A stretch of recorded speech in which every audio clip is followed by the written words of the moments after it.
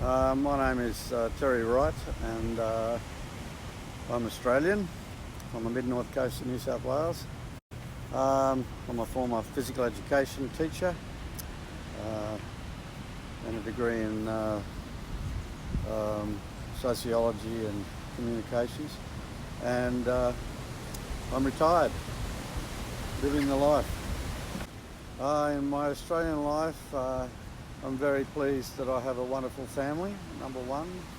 I'm very fortunate to live in a wonderful part of Australia on the what they now call the Barrington Coast, lower mid-north coast of New South Wales, probably one of the most beautiful parts of Australia. Beautiful lake systems, mountains, rainforests, we have it all pretty well here, all within an hour of our home. So we love where we live. Except, unfortunately, we also face some horrific bushfire threats on a yearly basis, but the last year has been unprecedented. We've had bushfires to within a kilometre of our home, and we had to evacuate a few times. Fortunately, our property survived, and we survived. Certainly, climate change is implicated in the reasons. It's not the only reason. There's a number of reasons why the bushfires have become so catastrophic this year. Mainly drought. We've had the worst drought in living memory, and possibly going back beyond living memory. In the mid-north coast area here, we had just 473 mils of rain. Our normal rainfall is in excess of 1,250 mils per year. This is by far the lowest rainfall ever recorded. Climate change is real, despite the views of our government, who seem to be trying to distract from the real causes by suggesting that there was not enough hazard reduction burning going on, when in fact there was actually more hazard reduction burns done this year than ever done in the past. When you're in bed with the coal industries and the petroleum industries, then you are going to say anything to draw attention away from climate change. And that's exactly the position our government has taken this year. And unfortunately, this has meant that we got caught off guard. We were underprepared for the massive bushfires that occurred. They have tried to do something about it since, of course, due to public pressure. But climate change is not being addressed in the way that it needs to be addressed.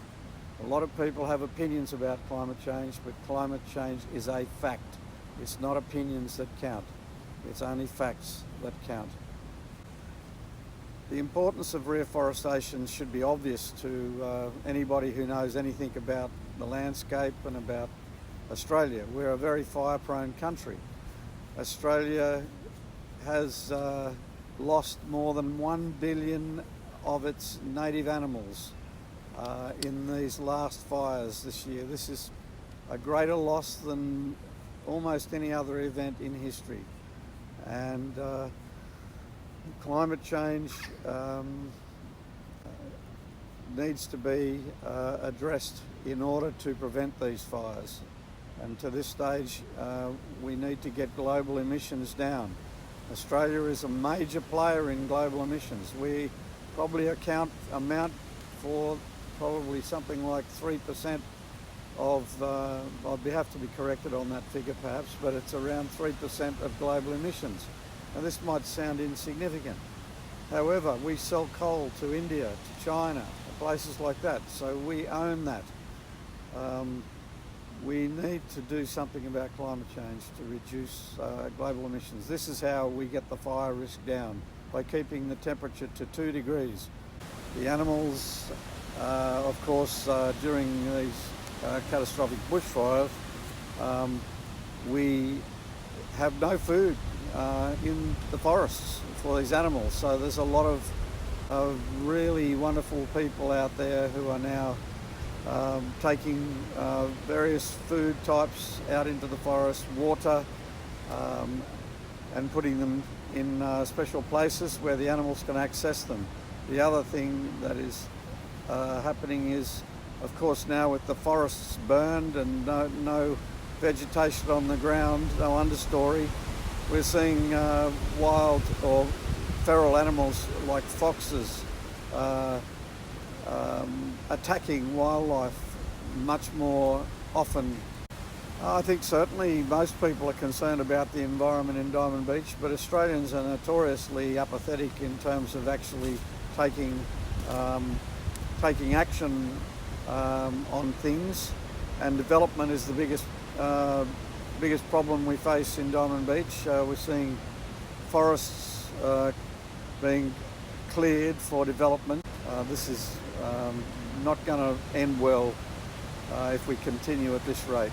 I have a rainforest nursery here on rain trees. The name of the property here that we live is Rain Trees, and we grow rainforest plants, and we've been planting rainforest plants and the rainforest here for the last 25 years, and my interest has grown as I've begun this project, and I now have a large rainforest nursery that has many hundreds of different Australian rainforest species, from dry rainforests, subtropical rainforests, tropical rainforests, and littoral rainforests, which are rainforests close to the sea, which is what we basically have around this area, close to the coast.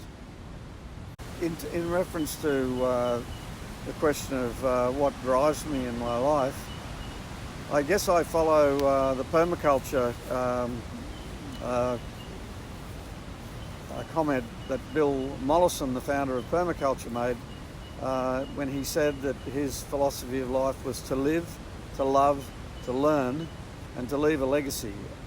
And I guess that's what I'm trying to do here, is to leave some kind of legacy. And it's getting harder and harder to leave a legacy on this property, which is 6.5 acres, 2.5 hectares.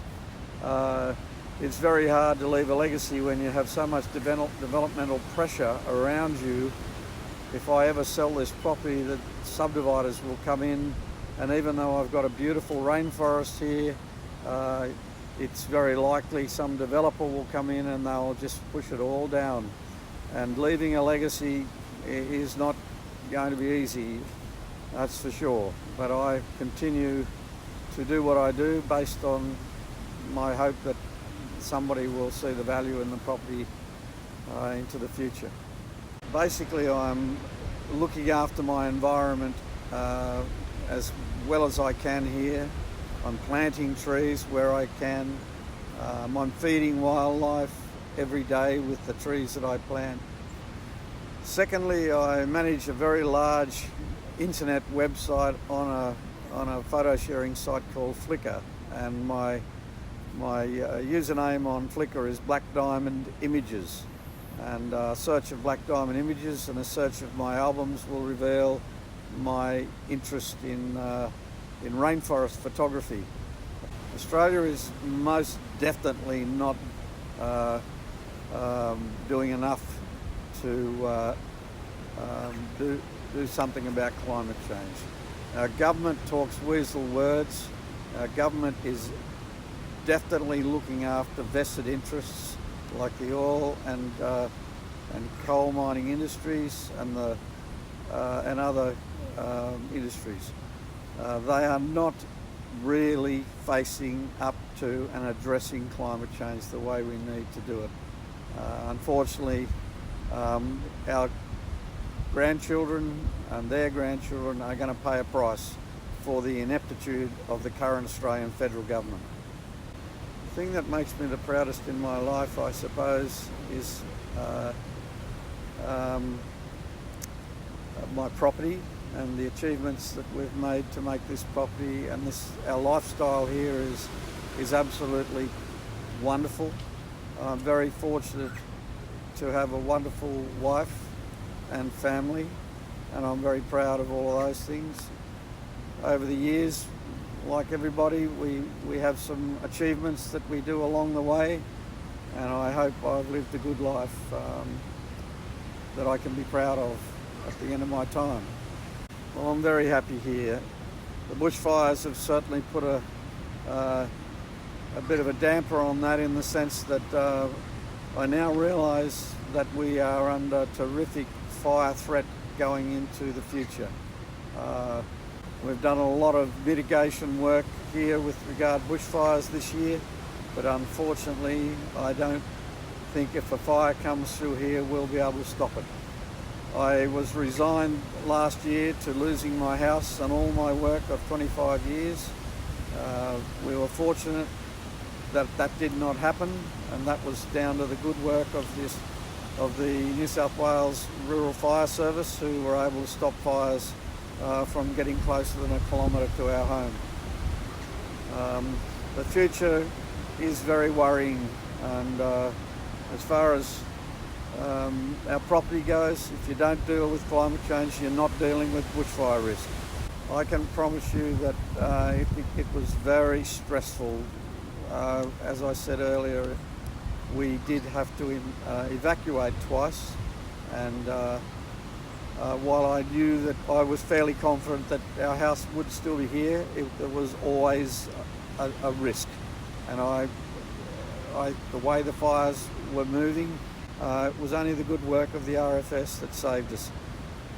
Yes, we were all very stressed, and a lot of Australians will never recover from these fires, because we now realise that we have a persistent and continuing threat. And unfortunately the biggest stress is that we have governments that are not doing enough about it. I think money can help with happiness for sure. I think if you've got a good standard of living, you've got good enough income that allows you to do things in your life, take on projects in your life, help your children in a time when our children are struggling to buy a home, and in this day and age, yes, money certainly makes life easier.